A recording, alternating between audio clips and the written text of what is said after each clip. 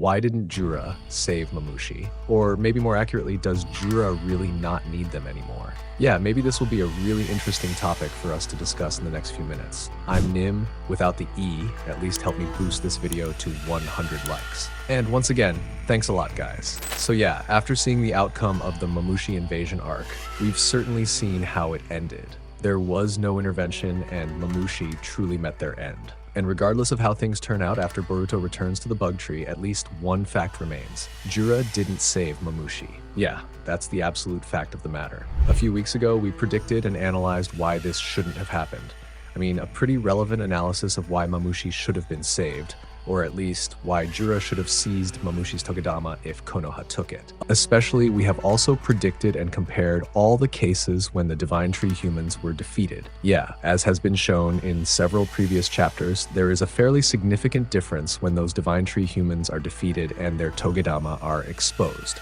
And as I said before, in some cases, we've seen how it started with Hidari, aka Sasuke, Ryu, aka Shinki, and Matsuri, aka Moegi. These three are Divine Tree people who have already been defeated, and their togedama have even been exposed. But of course, the real difference, or the highly controversial decision, is whether Jura, as the leader himself, chooses to save his subordinates or not. Yeah, you know what I mean, right? When Hidari was defeated by Boruto, Hidari's togedama, which Boruto should have been able to secure to save Sasuke, unfortunately wasn't that simple, because even though Jura was previously fighting Himawari and the locations of Boruto versus Hidari and Jura versus Himawari were quite far apart, Jura was still able to easily snatch Hidari's togedama, which was already in Boruto's hand. I don't know what method or technique Jura used, but at least that togedama acted like a magnet, instantly flying back into Jura's hands. But of course, in this case, we can conclude that Jura didn't want to lose Hidari, right? And I know that too. Perhaps if the case were Hidari,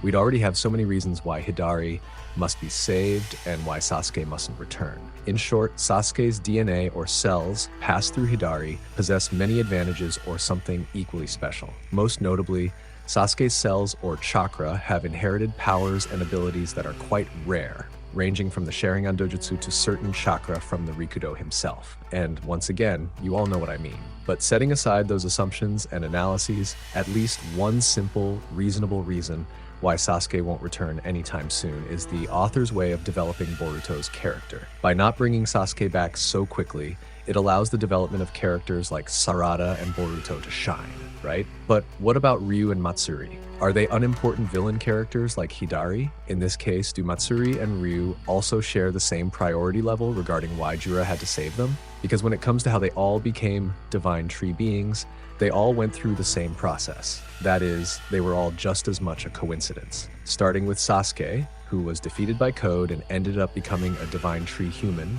That's something I'm absolutely certain Code himself never would have imagined would happen. And the reason I'm so certain of that is, of course, proven when Code saw the bug trapped inside that tree. But more precisely, it was when Code realized that the Ten Tails had incarnated into Jura. Then Moegi and Shinki. All of them were the result of coincidence. After all, it all began with their defeat and ended with them being bitten by the claw grime. And lastly, there's Mamushi. He was a victim who just happened to have such terrible luck. After Code was defeated by Daemon, somehow he ended up bringing Bug into the Shinju dimension. And after Code split the Ten Tails chakra, at that point we saw a massive army of claw grime with rinnegan eyes. Meanwhile, Bug, who was basically just enjoying his drink at the time, ended up getting bitten and trapped inside the Shinju tree. And that means, from everything I've explained, we all seem to agree that every Divine Tree human born is a coincidence. There's no plan, and everything happens because of defeat and unforeseen situations. But this is precisely where the inconsistency lies. If everything is a coincidence, why does Jura seem to be making a choice? I mean, why was he able to quickly save Hidari, yet let Mamushi meet his end without any intervention? This isn't about distance or ability, because we've seen for ourselves that Jura can pull togedama from a great distance whenever he wants. Because if your reasoning is that Konoha itself is what prevents Jura from appearing in the middle of the battle even though Boruto and Hima are fighting, then at the very least, Jura could have snatched that togedama from afar without having to engage in any battle with them at all, right? Oh yeah. Although in this case we need to consider Ryu and Moegi, at least Mamushi, in my opinion, is still relevant enough to be saved by Jura. The reason is their differing knowledge and obsessions. Moreover, if Mamushi succeeds in devouring Eida and mastering her genetics or abilities, wouldn't that be highly advantageous for Jura himself? Especially given Jura's ambition to find Naruto. Yeah, you know what I mean, right? But it seems the only answer left is a decision. And from this scenario, there's a fact we have to accept. First, Mamushi is a divine tree human with no value, and Jura has no reason to save him. Or second, Jura isn't unwilling to save Mamushi, or perhaps more accurately, not for now. In other words, right now the author might be letting the Bug scenario play out again. But what if, in the future, Bug gets bitten by Tsumayaka again and turns into Mamushi? I know this might sound pretty silly and far-fetched, but isn't that actually quite plausible? Because based on my analysis, Jura is still in the learning phase right now. He doesn't have any specific strategies or the intelligence of a human. He's still in the process of understanding and so on. And that also means, from the incidents involving Ryu, Matsuri, and even Mamushi, at this point, Jura will grasp another concept about what happens if he loses his subordinates. I know that as the strongest villain, he might be able to stand on his own. But we have to remember, Jura still needs Mamushi to help him develop, especially since hidari, shinki, matsuri, or even Mamushi, they are manifestations of human chakra that previously possessed memories, knowledge, and even trauma, allowing them to recall memories from their original consciousness. And of course, Jura, who is the innocent incarnation of the Ten Tails, definitely needs them to grow. Yeah, that's the reality. And as a final conclusion, there's one thing I think makes the most sense out of all these oddities. Jura is choosing and observing rather than merely reacting.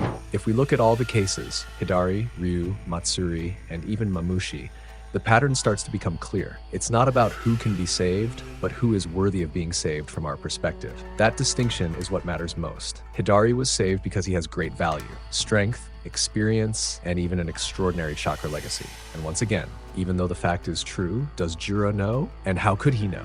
He's just an incarnation who lacks knowledge and such, right? Meaning, Jura's decision isn't actually based on mature knowledge, but more on instinct and a learning process. He might not truly know why hidari is valuable, but he senses that there's something different, and that instinct is what guides him. As an innocent reincarnation, Jura doesn't yet have a complex understanding of power, chakra heritage, or long-term strategy. But through every event, from hidari, Ryu, Matsuri to Mamushi, he begins to discover a pattern where he starts to learn what's important. So when he saved hidari, it wasn't because he fully understood Sasuke's value or the power behind him, but because his instinct told him that hidari must not be lost. Conversely, when Mamushi lost, there wasn't a strong enough impulse for Jura to act. On the other hand, there's a far more intriguing possibility. This is all a setup. It's possible Mamushi was indeed sacrificed for now, only to return in the future with a greater role. Especially in a world like this, the concept of death or ending is often not truly final. And if this theory is correct, then Jura's decision not to save Mamushi will actually become a crucial turning point, both for himself and for the impending threat. And to wrap things up, have we already passed this timeline, or have we actually not quite reached that timeline yet? Yeah, whatever your thoughts and opinions are, let's chat in the comments. If you enjoyed this video, help me get 100 likes or 1K hype points. I'm Nim without the E. See you in the next video. Bye-bye. Data bio.